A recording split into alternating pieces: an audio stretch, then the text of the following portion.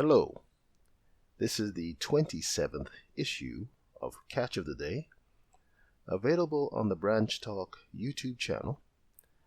Today we're going to continue with the reading of Doug Mitchell's book, Holy Cow, Holy Dung, based on Numbers 19 and Ezekiel 4, starting at the top of page 22.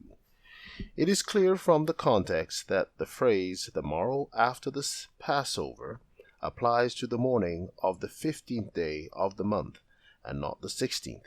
This is because the Passover is said to take place in the 14th day of the first month at even though it is actually eaten on the night portion which begins the 15th. The 14th refers to the day on which the Passover lamb or goat was to be slain at even, between the time of the evening sacrifice at the 9th hour of the day and the actual going down of the sun, the evening, the end of the day. But it's the 14th evening continues into the 15th when the Passover was to be eaten. Therefore, were God to use the phrase the morrow after the Passover to refer to any day other than the morning of the 15th, i.e. the 16th, the language would be confusing.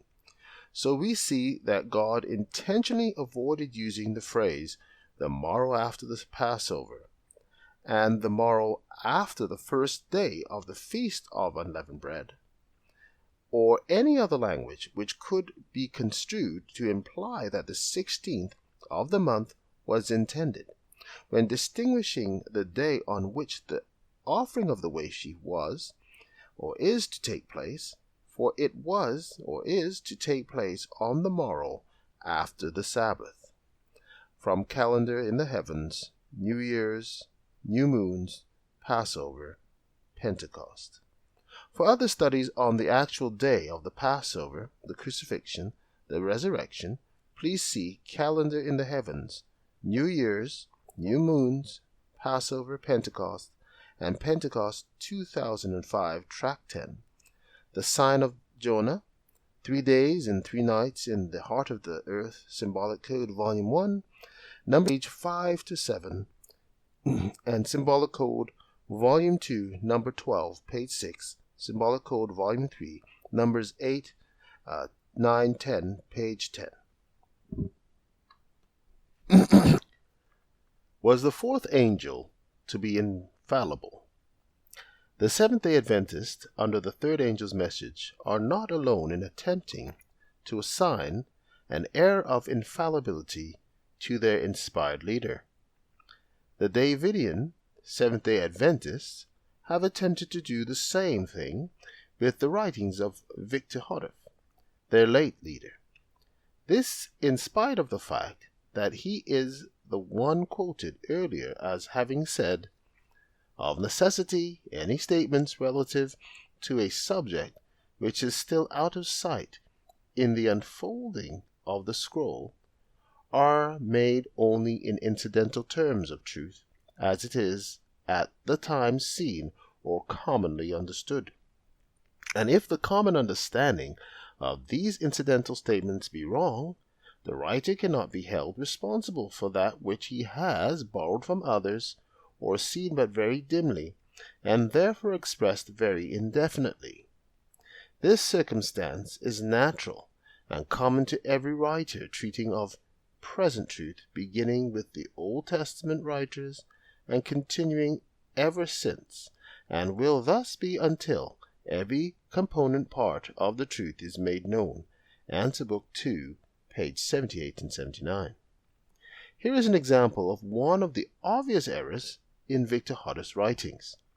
Victor Hoddeff stated that if he was shown to be in error in expressing a point, that it was his God-given duty to acknowledge it and correct it.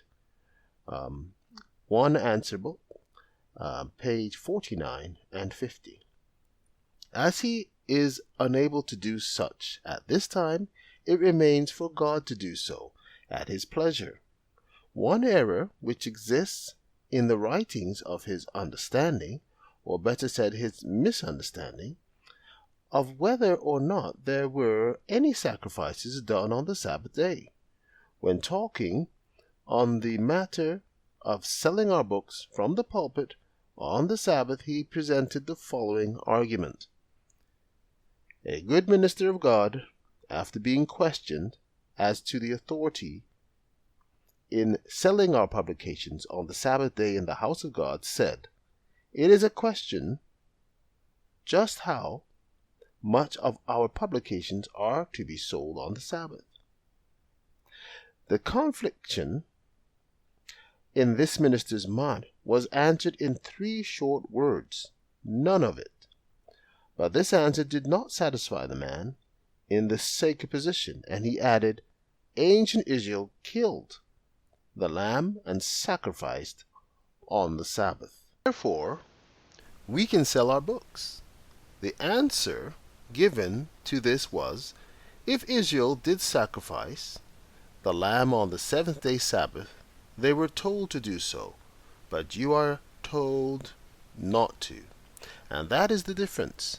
The fact of the matter is that God did not give the 7th-day Sabbath to ancient Israel for sacrifices, but for a day of rest.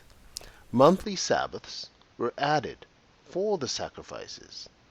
Read Leviticus 23, Shepherd's Rod, Volume 1, page 167. Take care.